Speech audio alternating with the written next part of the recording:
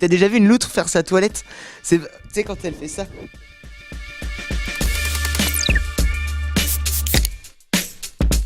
Oh putain! Premier coup de vieux de ma vie. Ah non, le premier c'était l'année dernière. Je dis non, mais en fait, j'ai pas révisé pour le bac. J'ai lu mes cours la veille des épreuves, avant de dormir. Et ouais, je l'ai eu avec mention bien.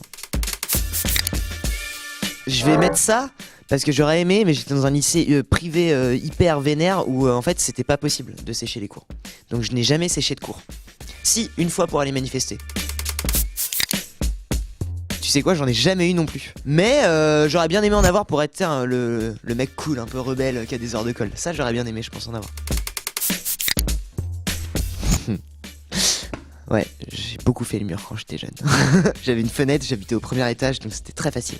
Et un jour, je me suis fait choper. Je me rappelle que mes parents avaient fermé la fenêtre de l'intérieur. Donc en fait, je n'ai pas pu rentrer et donc j'ai été obligé de sonner chez moi. Tu te sens con, tu te sens très très con. Ouais, je l'ai fait pas mal, puis ça permettait de choper des meufs. C'était cool. Ah si, alors j'ai fait beaucoup de colo en plus. C'était trop bien. C'était trop bien parce que moi j'étais le petit mec avec sa petite casquette qui était là et qui plaisait pas aux filles, donc du coup c'était cool. Mais bon après on m'a jamais invité à danser au quart d'heure américain. Nous aussi on veut se faire draguer, on veut se faire inviter à danser. Ouais, à fond. Encore aujourd'hui, j'adore faire la fête quoi. En vrai ouais. En vrai, carrément. Pour commencer à vivre en coloc, faudrait qu'il réponde à mes messages. Ça fait à peu près 7 fois depuis 2 semaines que je t'envoie des messages. Je suis en bas de chez toi tous les jours pour aller au taf. Si tu pouvais me répondre, espèce de connard.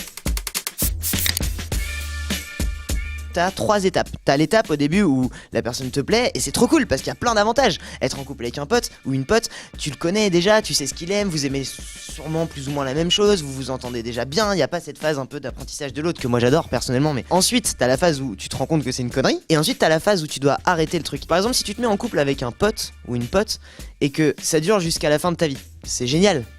Si ça s'arrête, après il faut réussir à retrouver le truc et 90% des gens ou du temps ça marche pas.